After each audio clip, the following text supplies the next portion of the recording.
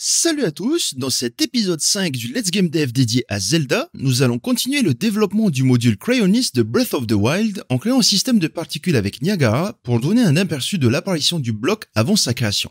À la fin de ce tuto, nous obtiendrons alors le résultat suivant. Donc là, si j'active le Cryonis, vous pouvez voir qu'il y a une sorte de fantôme qui permet de montrer un aperçu de la position du bloc qui va apparaître lorsque je vais vouloir faire apparaître justement mon bloc de glace. Donc tout ça est fait bien sûr avec Niagara, il s'agit d'un système de particules, et en plus de ça, vous pouvez remarquer que nous avons un matériau appliqué sur nos blocs, ainsi qu'une animation du personnage qui se joue lorsque nous voulons faire apparaître un bloc. Mais avant de continuer, pour ceux qui ne me connaissent pas, bienvenue sur ma chaîne, je m'appelle Evans et je vous accompagne dans l'apprentissage d'Unreal Engine en vous proposant des tutos que je tente de rendre le plus clair possible. Donc si ce genre de contenu vous intéresse, n'hésitez pas à vous abonner et à cocher sur la petite cloche pour ne rater aucune de mes prochaines vidéos. Allez, c'est parti. Alors, pour ceux d'entre vous qui découvrent ma chaîne, cet épisode fait partie d'une série de tutos dans laquelle nous reproduisons ensemble les mécaniques de The Legend of Zelda Breath of the Wild. Donc si vous n'avez pas eu l'occasion de regarder cette série depuis le début, vous trouverez dans la description de cette vidéo ainsi que dans une carte qui va apparaître ici en haut à droite, un lien vous emmenant directement vers la playlist complète. Aussi, dans cet épisode, nous allons utiliser Niagara. Et pour pouvoir l'utiliser, il vous faudra l'activer en venant cliquer ici dans Edit, Plugins, vous cherchez FX et vous cochez sur ces deux cases. Le moteur va vous demander de redémarrer Unreal Engine et une fois que c'est fait, nous pourrons continuer sans problème. À la fin de l'épisode précédent, nous avons obtenu le résultat suivant. Donc là, si j'appuie sur la touche 1 de mon clavier, je peux faire apparaître des blocs comme je veux et aussi les supprimer sans problème. Par contre, il y a un petit souci dans le code. Si je descends ici et que je vise une zone cryonisable et que je passe mon curseur sur une zone qui n'est pas cryonisable, si je me mets par exemple ici et que je clique, vous pouvez voir qu'il y a un bloc qui apparaît quand même.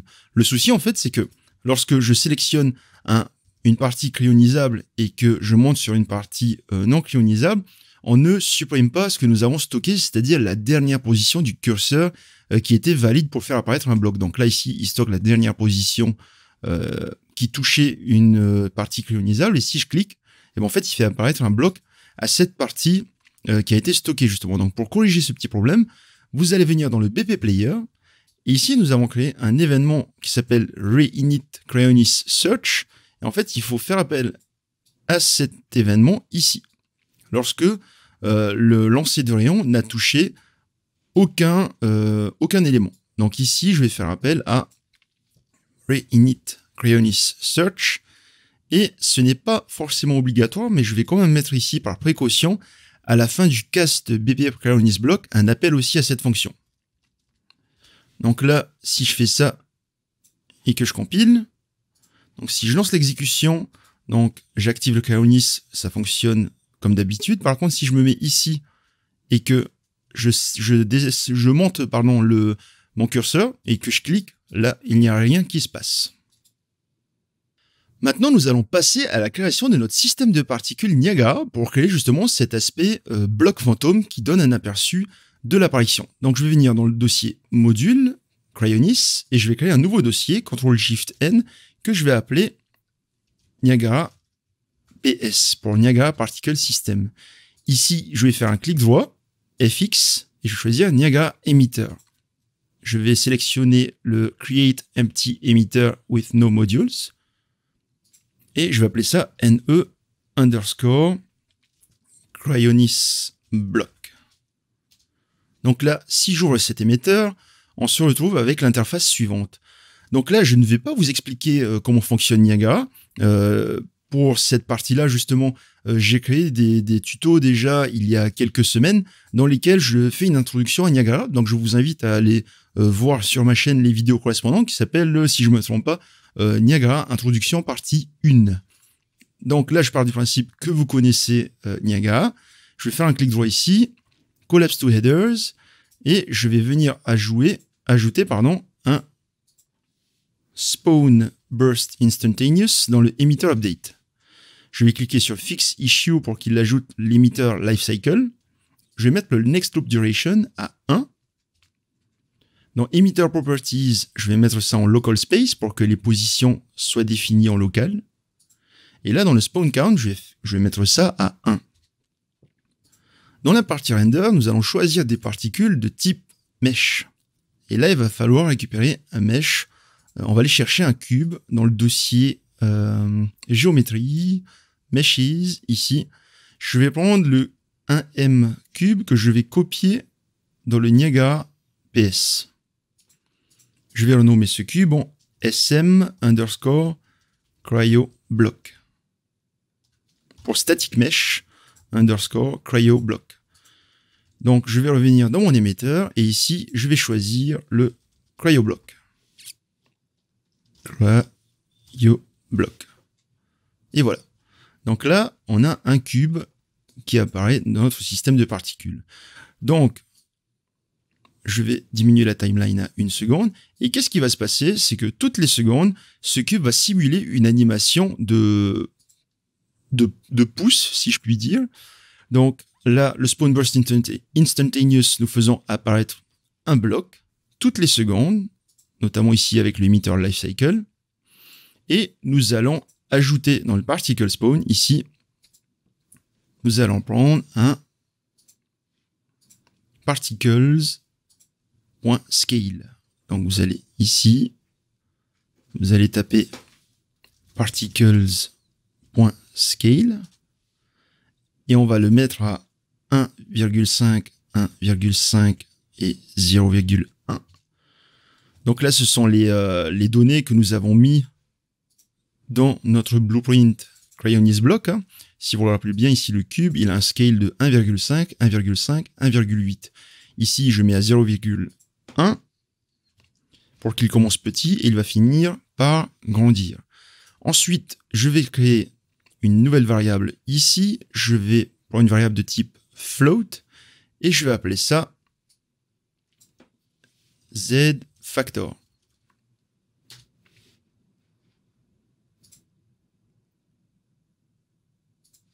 Donc le zFactor, je vais le glisser ici dans le setVariables et je vais l'initialiser à 0,1. Ensuite, je vais ajouter une autre variable qui existe déjà, le particles.lifetime. Je vais glisser ça ici pour dire que les particules ont une durée de vie de 1 seconde. Et c'est dans le particle update que les choses vont se passer. Donc là, particle update, je vais ajouter un nouveau module, update age, qui va permettre justement de simuler l'âge des particules. Ensuite, nous allons glisser un particles zFactor ici, avant le update age, et nous allons commencer une logique. Donc là, dans le zFactor, vous allez cliquer ici, et vous allez taper curve, float from curve. Cette courbe, vous allez choisir la première clé que vous allez mettre à 0 et la valeur à 0. Et la deuxième clé, vous la mettez à 1 et 1. Voilà. Le scale curve, vous allez le mettre à 1,8. Et qu'est-ce qui va se passer en fait ici? On demande à nos particules d'apparaître avec un scale de 1,5, 1,5, 0,1. Et ensuite, on a un zFactor qui va venir changer la valeur du z dans le scale.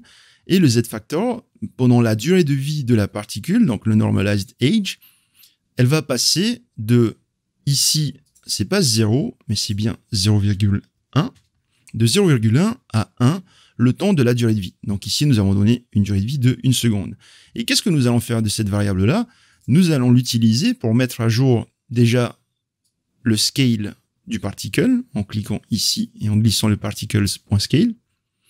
Et là, je vais faire appel à une expression HLSL, Make New Expression. Donc ne vous étonnez pas, ne vous inquiétez pas si vous avez ces erreurs, c'est tout simplement parce qu'ici l'expression n'est pas valide.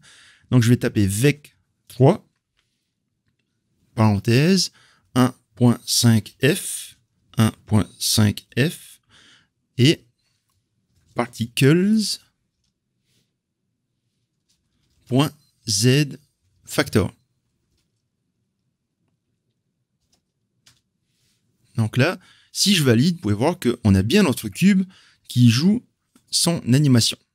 Donc pourquoi est-ce que j'ai tapé ça? C'est simple, on utilise le langage HLSL pour créer un vecteur à 3 coordonnées, donc x, y et z. Je dis que x est égal à 1,5, y est égal à 1,5, et z est égal au particles.zFactor, qui va être mis à jour justement grâce à cette courbe. Donc là, vous pouvez voir que le point de pivot est au centre, donc nous on aimerait donner cette impression de pouce et pas cette impression de scale ici, et donc nous allons déplacer artificiellement le point de pivot. Donc ici, je vais ajouter un particles.position. Voilà, et lui, je vais le glisser ici. Donc là, si je fais un preview scene settings, je vais choisir l'environnement et je vais mettre show floor pour vous montrer un peu le sol. Donc là, vous voyez que du coup, le cube, il ne pousse pas, le bloc, il ne pousse pas jusqu'au bout, tout simplement parce qu'ici, il passe aussi sous le sol. Donc nous allons corriger ça. En fait, dans le particles.position, vous allez cliquer ici et vous allez faire un expression, make new expression, et vous allez copier ce code-là que vous allez mettre là. Et le zFactor, ici le particles.zFactor, juste avant la parenthèse, vous allez ajouter un multiplié par 50.0f. Et donc là, on a bien notre bloc qui va pousser hors du sol. Il ne passe plus sous le sol. Pourquoi? Tout simplement parce que lorsque le zFactor va augmenter, je vais demander à la position de la particule justement de bouger le long de l'axe Z de 50 unités. Pourquoi 50 unités?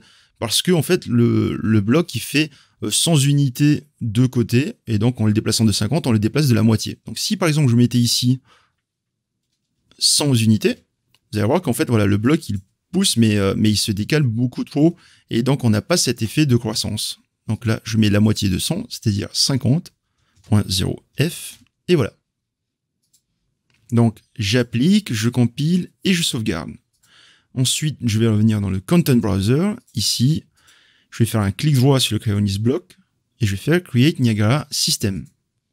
Donc, j'ouvre le Niagara System. Là, on a le même résultat. Je compile et je sauvegarde et je peux fermer tout ça. Maintenant, nous allons passer à la création d'un matériau qui va nous servir à la fois pour le système de particules et aussi pour le Cryonis block que nous avons créé plus tôt. Donc ici, je vais faire un clic droit, Material, et je vais appeler ça M_Cryonis block. Donc je vais l'ouvrir. Et ici, je vais mettre le blend mode à translucent parce qu'on veut qu'il soit légèrement transparent. Donc là, je vais ajouter des nœuds et je vais vous expliquer ensuite la logique qu'il y a derrière. Donc, je vais faire un world position suivi d'un transform position que je vais mettre de absolute world space à local space. Ensuite, je vais prendre un object position et je vais venir dupliquer ce nœud-là ici. Donc là, je vais faire un subtract, un moins. Et voilà. Donc, qu'est-ce que je viens de faire? En fait, ici, j'aimerais calculer les coordonnées du pixel par rapport au centre de la bounding box du mesh. Donc, pour ceux qui ne savent pas, la bounding box, c'est une boîte englobante qui permet de... C'est la boîte la plus petite capable d'englober un mesh. Ensuite, ici, je vais faire un divide. Donc, diviser. Je vais faire appel au object local bounds et je vais venir brancher le local bounds size. Là, je vais faire un add. Je vais mettre ici à 0,5 et je vais faire un masque. Et je vais venir décocher le R, G et je vais cocher le B. Et là, qu'est-ce que je viens de faire ici? En fait, je normalise les coordonnées et je les déplace pour qu'elle soit exprimée par rapport à la base du mesh. Donc en gros, j'aimerais avoir les coordonnées du pixel actuellement traité par le matériau et je veux que ces coordonnées soient exprimées par rapport à la base. Et qu'est-ce qui va se passer en fait si je fais un Start Previewing Node ici? En fait, tout ce que je viens de faire, c'est un simple gradient qui va du noir au blanc et qui part de la base de mon mesh à son extrémité. Pourquoi est-ce que je fais ça? C'est tout simplement parce que j'aimerais faire un petit dégradé de bleu allant du bleu foncé au bleu clair. Donc, Stop Previewing Node, et ici, je vais faire appel à un lerp. Linear Interpolate. Donc, je vais brancher cette valeur ici dans l'alpha, et là, je vais ajouter une première couleur et une deuxième couleur. Je vais convertir ça en paramètres. Color A.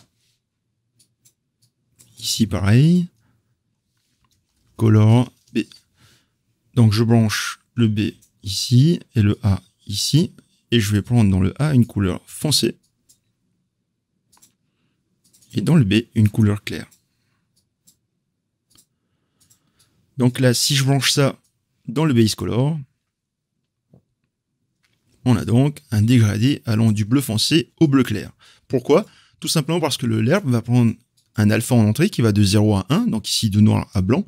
Et pour tout ce qui est noir, il va mettre la couleur A, et tout ce qui est blanc va mettre la couleur B.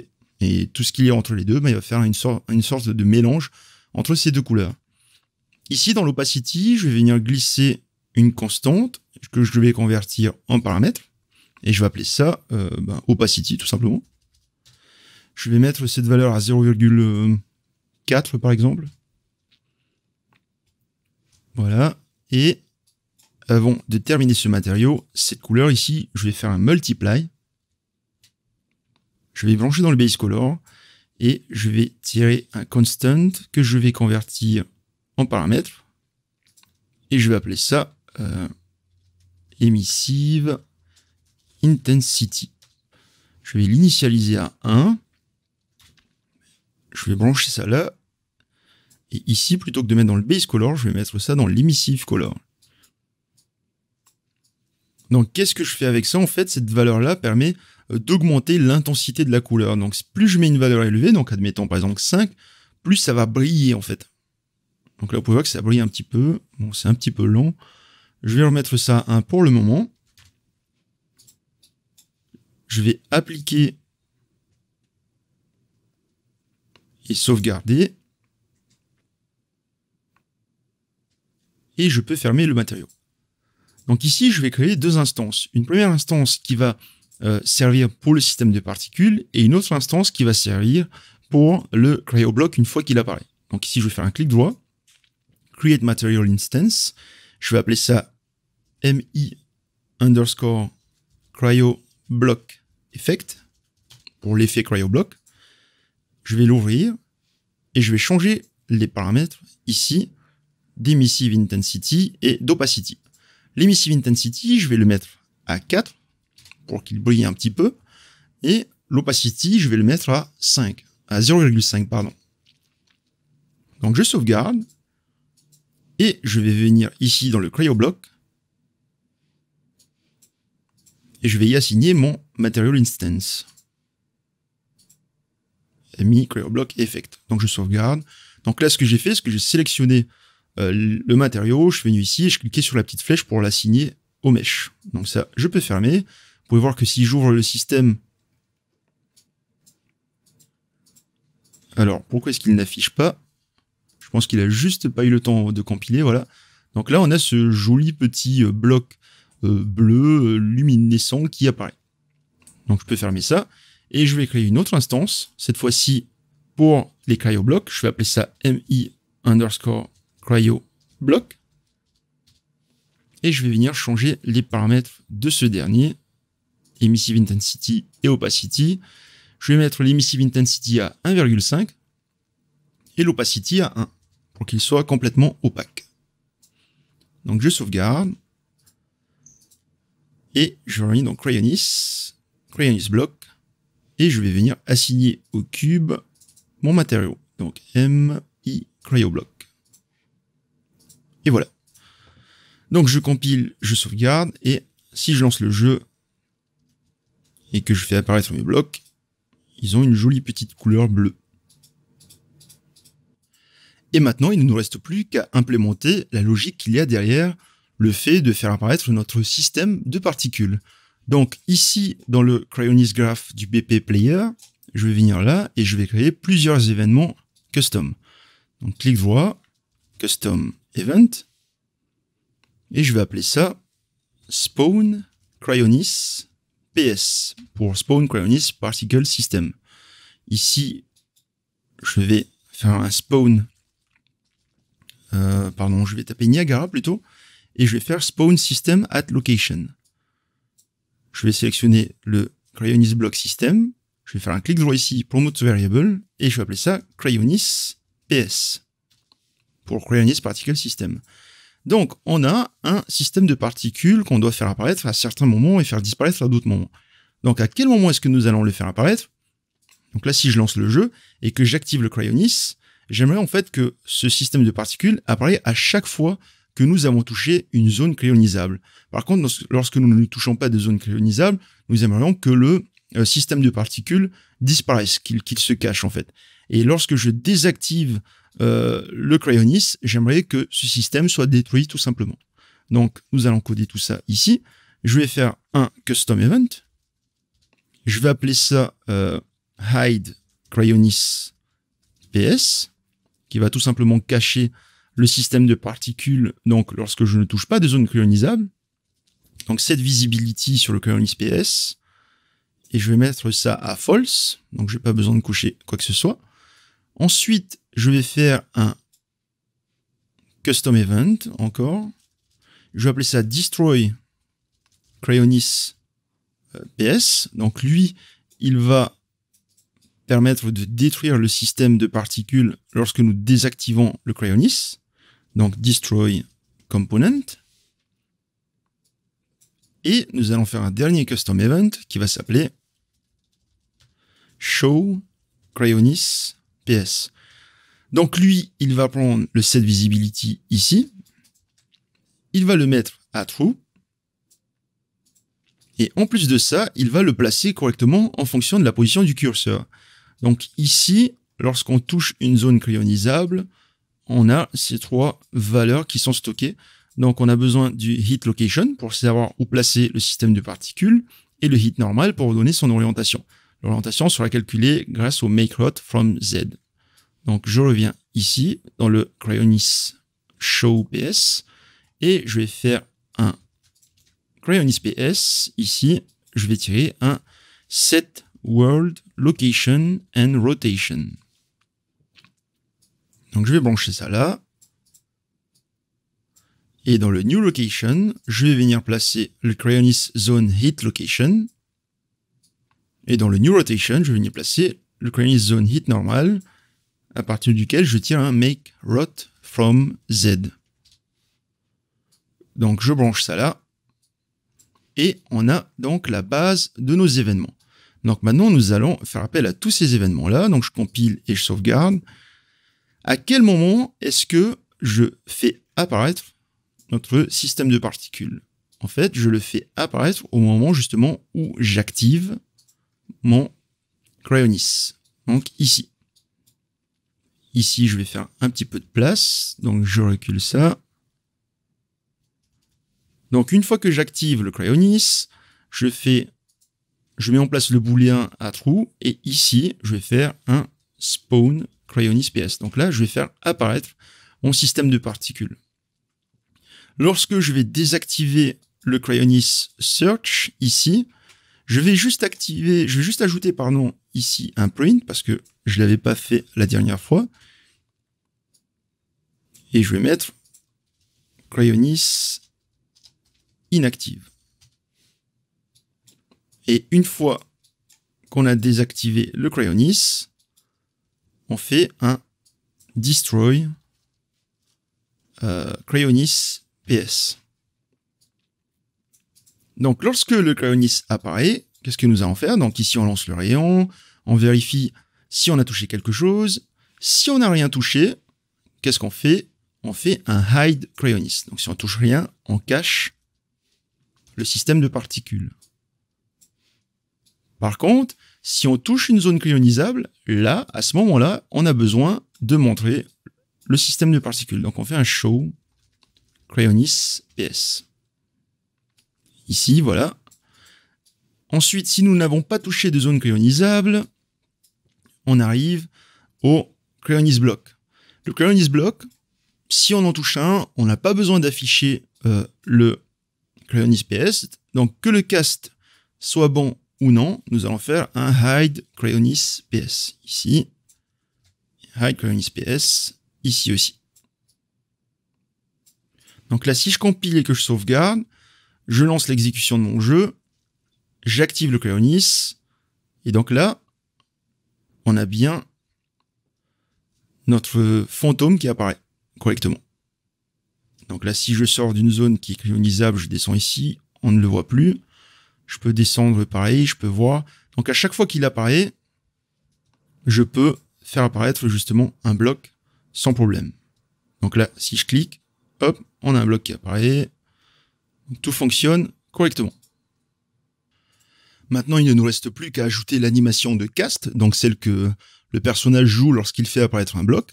Et pour ce faire, on va aller chercher dans les animations de Wukong comme d'habitude, donc Characters, Heroes, Wukong, Animations, et nous allons prendre l'animation de cast. Donc je fais un clic droit, et puis dans Retarget Animaset, comme d'habitude, je sélectionne le mannequin, je choisis mon dossier My Zelda Animations, je clique sur OK, et je lance le Retarget. Donc là, on a l'animation suivante de récupérer. Donc cette animation, elle va être jouée à chaque fois que le personnage va faire apparaître un bloc. Donc je sauvegarde tout ça, et ici, je vais faire un clic droit pour créer un nouveau montage, donc Create Anime Montage, et comme pour les autres montages, il va falloir sélectionner un slot en particulier, qui est le slot ici, Upper Body. Donc je sauvegarde, pas de souci si l'animation ne fonctionne plus, il suffisait juste de la fermer et de la rouvrir. Et donc dans le BP Player, Blueprint BP Player, nous allons faire appel à un Play Anime Montage. Donc dans les épisodes précédents, nous avons utilisé pour le système de combo la fonction suivante, Play Anime Montage. Sauf que là, nous allons utiliser une autre fonction en particulier, qui va cette fois-ci nous permettre d'avoir plus d'informations qu'un simple Play Anime Montage. Et cette fonction, je vais la mettre ici. Je vais faire un Custom Event. Je vais appeler ça Trigger Cryonis Spawn Anime. Donc ici, on va lancer une animation. Hein, et je vais faire appel à un Play Montage. Alors, quelle est la différence avec un Play Anime Montage? En fait, on a exactement la même chose, hein, hormis qu'ici on demande qu'est-ce qui va appeler. Donc dans notre cas, le static mesh, le skeletal mesh, pardon, c'est celui-là, le mesh, je le connecte ici. On choisit l'anime montage à jouer, donc dans mon cas, c'est le cast montage. Et là, en fait, on a plusieurs sorties qui n'existent pas dans le Play Anime Montage. Et en fait, pourquoi est-ce que je choisis de faire ça? C'est tout simplement parce que j'aimerais avoir la possibilité de faire quelque chose lorsque le montage est terminé. Donc, je supprime ça. Et ici, lorsque je vais jouer le montage, ce que je vais faire, c'est que j'aimerais en fait que lorsque l'animation est jouée, déjà que le système de particules disparaisse pour laisser place à l'apparition de mon bloc. Et en plus de ça, j'aimerais pouvoir contrôler le fait que le joueur ne puisse pas spammer la touche pour faire apparaître énormément de blocs à la fois. Donc pour ce faire, je vais ajouter une nouvelle variable de type booléen et je vais appeler b is spawning cryo block. Donc cette variable-là, elle va permettre de dire si le joueur est en train de jouer son animation. Donc lorsqu'il va lancer son montage, on dit qu'il est en train de jouer son animation. Je vais ajouter un cas à la fin. Et lorsque le montage est terminé, on peut remettre ce booléen à false. Et ensuite, donc là, lorsque je vais appeler le montage, qu'est-ce que je vais faire? Je vais faire un hide Cryonis Particle System. Et lorsque le montage est terminé, je vais faire un show Cryonis Particle System. Par contre, il va falloir ajouter aussi ce booléen ailleurs, notamment ici, donc la timeline.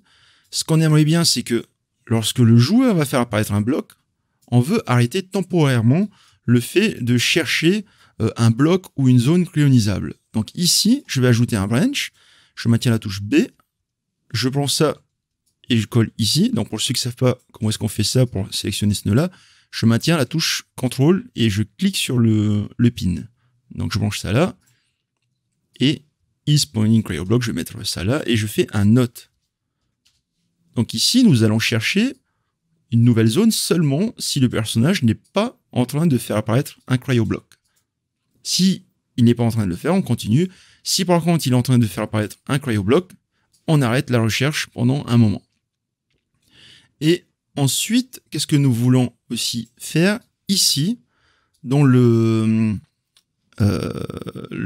Activate Cryonis, nous allons empêcher le joueur de désactiver le Cryonis alors qu'il est en train de faire apparaître un bloc.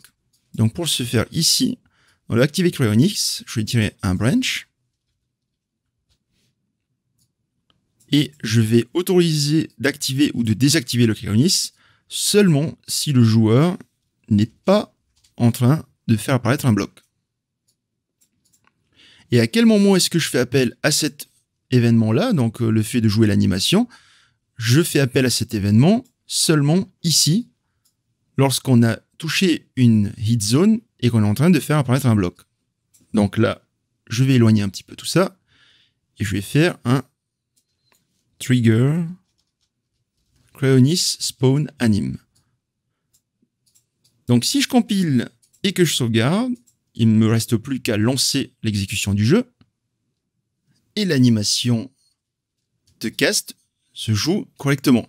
Donc on a bien le fantôme qui apparaît. Lorsque l'on pointe sur un bloc, on ne montre pas le système de particules. Lorsqu'on met le curseur sur une zone qui n'est pas cryonisable, ça ne fonctionne pas. Et lorsqu'on met sur une zone cryonisable, ça fonctionne. Donc j'espère que ce tuto vous a plu. Et si vous voulez continuer votre apprentissage d'Unreal Engine, en attendant les prochains épisodes de cette série, je vous invite à cliquer sur l'une des deux vidéos qui vont apparaître ici à droite. N'hésitez pas non plus à utiliser la zone de commentaires ci-dessous pour me dire ce que vous avez pensé de cette série jusqu'à présent, ou si vous avez des remarques ou des suggestions pour la suite de cette série. Donc c'était Evans, à très bientôt, ciao!